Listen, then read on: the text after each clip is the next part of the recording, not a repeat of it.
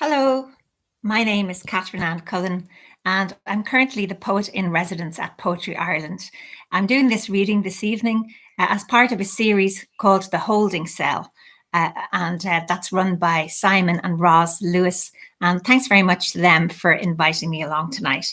I'm going to read you some new poems and some old poems. The old ones are ones that people have requested when I said I was doing a reading. So without further ado, I'll read the first one. It's a poem called 12. It's a short poem with 12 lines, and it was requested by Celia Keenan. And I really want to read this poem because I wrote this poem a certain number of years ago on this very day for Louisa, whose birthday is tomorrow. At the time she was turning 12. She's turning a bit older tomorrow, but I wish her a very, very happy birthday. And this is for Celia and for Louisa. 12. 12 is a foothold in a foreign town, a ledge you lie on to look down on childish things and out at you know what. Bras, whether you need them or not, knickers and nerves to get in a knot. 12's a bridge from end to edge, the wafer of the grown-up wedge, a walk with a hint of hip, a mouth that gives everyone lip glossily, a fossily child in a woman's stone, a bitter pill with bright pink sugar on it, a whole poem, 2 lines shy of a sonnet. That's 12. I'm going to read a poem for my daughter Stella now. It's called The Other Now, and it's the title poem of my new and selected poems, which is this one here from Daedalus. This was requested by my friend Roseanne, who said that like the child in this poem, she is storing up sweets in her kangaroo pouch for a virtual future, a future now. So this is The Other Now. As the guests dispersed, the stairs folded you in their zigzag hold, and your fairy godmother placed 2 sweets in your upturned palms. You pondered their wrappers, slipped 1 lozenge into the kangaroo pouch of your dress, and unwound the other from its foil. I'll eat this now, you said. And what will you do with the other? Bending your white head to check it, you smiled. I'll keep that for the other now. Time and again, I have flung a net of words over that moment, but it is always another now I capture, never quite catching the perfect size of you, small for 2, articulate, hair gleaming like a dawn beach, eyes combing the world. And while I collect moments in paper pockets, how many have you piled up like your darkening hair? Is there one we share, or do I stand apart, sucking your phrases down to a stain on my tongue while you sit white on the stair, glossing the future? That's The Other Now. So my next request tonight is called Inheritance, and it's a poem I wrote about the Kerry words that my mother uses. My mother is from Tralee, and I think she might be watching, so Mom, this is for you. And it's also for my friend Byrne, who likes this poem. Inheritance. I don't care about the jewellery. Just leave me your litany of goms and Egypts, the big ignorant fastouks, the Luthermans thick as cudgels, the useless collops plonked on the sofa, the gliggeens whose ears ache for a clip, the ladronocs strung out like a long vowel. Let me pocket your sly observations on the corner boys acting the maggot, the pishkeens turning up their noses, the long drinks of water, the ones who would put years on you, who wouldn't salute you, wouldn't break eggs, wouldn't smile if you gave them a £10 note. I want to hoard your snide store of tough women, targes and sergeant majors, the past remarkables who who should be as smart at their lessons, who would buy and sell you, who would open your head. Leave me your pity for the poor unfortunates, the man you called Death takes a holiday, the ones whose eyes aren't comrades, whose feet are at 10 to 2, the ones to whom you'd give tuppence, the ones who haven't a halfpenny. Ma'am, I don't care about the money. Just let me keep rattling the loose change of your words. And that's Inheritance. I have a poem now which was asked for by Suzanne. She said, what's that poem you have about the nosy woman, the nosy neighbour? We're all nosy neighbours now. And I suppose there is a bit of curtain twitching going on at the moment, wondering who's going out, who shouldn't be going out. And I say, sure, let them go out. This is called Stowaways. The woman around the corner says country people are taking over Dublin. She says you can see the return tickets floating down the Liffey every Monday morning. Country people are letting on. They're coming up for the weekend. Then the cute whores are stowing away, getting jobs in the newspapers, running the civil service, writing speeches for TDs and signing grants for the relations. I think of them crouched in the leaky hold of the city, sharing a damp cabin with hard-up Dubliners, or washed up in that bedsit that made me cry, the room split in 3 with hardboard partitions like a homemade doll's house, the one window favouring the living room, the kitchen and bedroom lifeless, the old landlord inviting me to sit in a chair pushed against one wall, my feet touching the blinded fireplace on the other, and tears hurting my eyes. For years I hoped whoever lived there had some happiness to fall back on and got out alive. The woman around the corner wouldn't trust anyone from outside Dublin. Just because they're from 2 counties away doesn't mean they're not immigrants, she says. To be honest, she's not sure about people from the north side either, but as long as they cross the river again after work, she says she's happy enough, though she never looks it. And that's Stowaways. And the last of my requests is one of a series of poems I wrote about the children of Lir, who were turned into swans by their jealous stepmother. Con was the youngest of the children of Lir, and this is a poem for Harry, my husband, who likes it. Con. They never get it right. Those paintings foregrounding 4 snow-white birds with Aoife seething on the shore behind. We were only children. We sat giddily on one side of the carriage, 8 small feet in a row like a simple sum. Aoife sat opposite with her court shoes and her casket, her eyes bent on a book of symbols. Calculus, she told us when we asked. She certainly was calculating something, a sort of long division of us 4 from our father, and if she'd known it, of herself from him. I'd only begun to stumble through my letters. I could not read her face, but I did wonder after how she thought she could subtract us and multiply his love.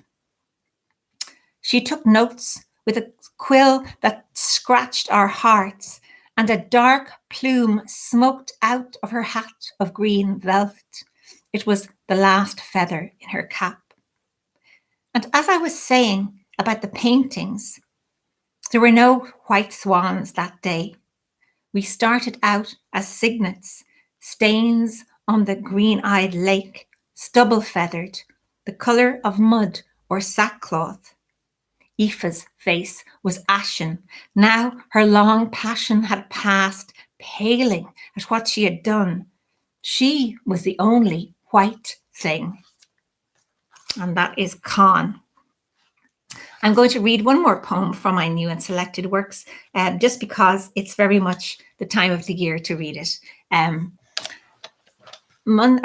What day is today? This is Sunday. Friday was the 1st of May, a very important day in Ireland. It's the start of summer here. And this is a poem which I wrote in response to a hymn that we always had to sing as children, which was a Marian hymn, or a queen, a hymn to Mary, because she was Queen of the May. But actually the song was revising an old pagan tradition of the Queen of the May here. So here's the poem. Queen of the May. I won't wash my face in the dew at first light. I never had that maiden skin, rose pink or hawthorn white. Mine is oil and olive. The dawn water would run off me like a mother's warning. I won't heed my grandmother's pishogues, the way she kept the May out of the house and crossed herself if we came through the door clutching its starry branches. No, I'll cross the threshold of summer with a bold stride, bringing in stars like a promise of harvest. I'll close my eyes to the shadow of the scythe, toss my hips at virgins and fairies, and defy them to deny me my blooming crown, my sweet bouquet, my objet trouvé of summer. I'll heap clusters of flowers on my altar and be my own Queen of the May. And I won't believe in anything except that summer is coming and May needs nothing else to be magic. I'll drink wine in the long twilight with my love in the garden, lie in the grass and love freckles onto his skin. I'll dance at his maypole with nothing to lose but my chains of daisies that each say he loves me. Oh, you might as well talk to the wall that's crawling with woodbine again as lay down the law to me, feckless and reckless with summer. So that's Queen of the May. And so I'm going to read some newer poems now. One of them is, the first one, I suppose, is another womanly poem, as is Queen of the May.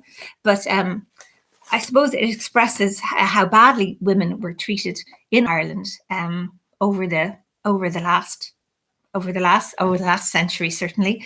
And this is about an artifact. I'm writing a series of poems about artifacts in the North Inner City Folklore Museum, which at the moment is looking for a new home. It's run by a man called Terry Fagan, and he's collected some very, very interesting things that celebrate the history of the tenements in Dublin.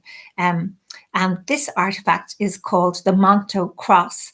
It's a cross that was made by a prostitute as she was dying, and the story's in the poem. Monto Cross. As she lay dying in the joiner's tenement, the priest who did not suffer little children, nor the women who bleached his linen, disdained to bless her. For Margaret Carroll had once whacked a man with a poker when he wouldn't cough up. You could makeshift a cross with twigs and string, but the joiner trawled the dockyard for 2 scantlings of wood, chiselled from each a rebate so they sat snug together. He lacquered his work with thin paint till it was quite respectable. When he got home, the daughter who had been taken from her was at her side. Margaret had no strength left, but the cross was light as air, lighter than any air in the choke of the Gloucester diamond. She clutched it with the hands she had held up for her prison photograph. It was black as a brothel poker, black as she was painted, black as a chemise a judge had once given his favourite girl. That's Monto Cross. I thought I'd read one of the poems that I've been writing during the lockdown. I suppose this is a more hopeful one We've been very privileged to be in a place with a garden, and the weather has been so beautiful that I've spent more time than I can ever remember spending out in the garden. And this poem came from that. It's a sonnet, and it's called Chrysalis. The robin sings a fence around the garden. Note upon note, he builds his party wall. Imperious, impervious to doubt, he corners the market and sets out a stall that brooks no browsers. Deep in the firethorn hedge, he monitors the boundaries unseen. There's no go to his pulsing traffic signal. His stop sign never changes, flashes green, until a mate is drawn by his performance. He sings her in. The rest, at a safe distance, storm his electric fence with their own tunes, test its vibrations with a loud resistance. Fenced in the yard, cocooning with the birds, I wind myself a chrysalis of words. And that's Robin.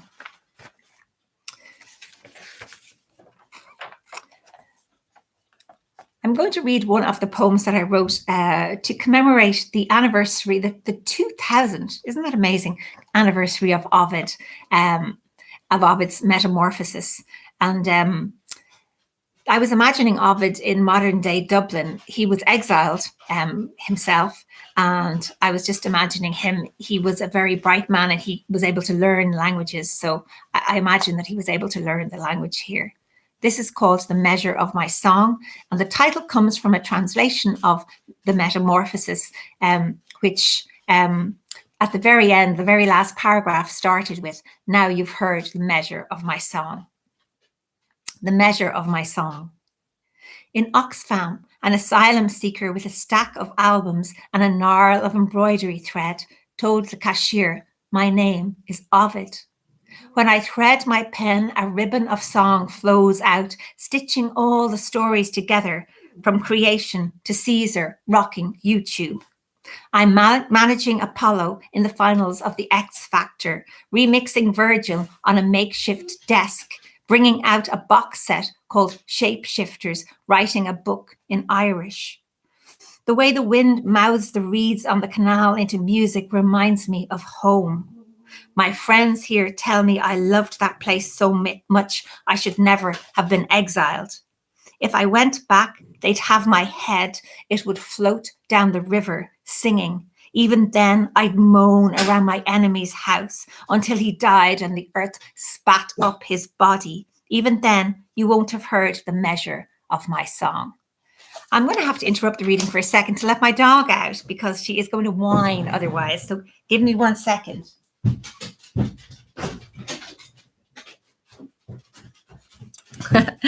Now, the next poem I'm going to read is one that's called Swift Song, and it commemorates another writer, Jonathan Swift. It was at the 350th anniversary of his birth in 2017, and the children I was working with at the time in East Wall asked me to write a poem about Dublin, so it just seemed the perfect opportunity to combine the two. So this is called Swift Song. I am Gulliver sprawled on the shore. You think you can tie me down, but I shake off the pins of your definitions. I travel well. I float rafts of words into the world, and they return solid as ships. Ghosts materialize everywhere. Beneath their quaint speeches are stories not yet finished. I take nothing at face value. I read the brass plates, but weigh them against words spray painted on walls. Sometimes I shrink beside the others. I am Gulliver eyeballing a giant cat. I am snagged in an eagle's talons and dropped in the sea. My instincts are sharp. I may be scarred and ragged, but I drag myself home. I'm all about perspective. The city is a speck lodged in my eye. I will keep worrying it until I write it out. And that's Swift Song. I'm going to finish with this one. I see the time is running along. I just finished this poem today, actually, and it almost came to me fully formed in early morning the other day. So I hope you enjoy it. It's called Signs. When you said you were leaving me, I turned and looked back the road to see what signs I had missed. I knew the breadcrumbs were long gone. In this city, the gulls don't wait for morsels to fall. They snatch the warm rolls from your hand. But the white pebbles I had dropped to find my way back to the house with the dove on the chimney, or to where I had last felt safe, crossing paths with you, carrying armfuls of firewood, those had become invisible, had blended with the grey stone of the road, covered with ash, the muck from horses' hooves, clay from the boots of others setting out to seek their fortune. And when I turned back to you, I had grown old and no longer saw clearly. For what I thought was your hand reaching out to me was the dry white bone of a bird.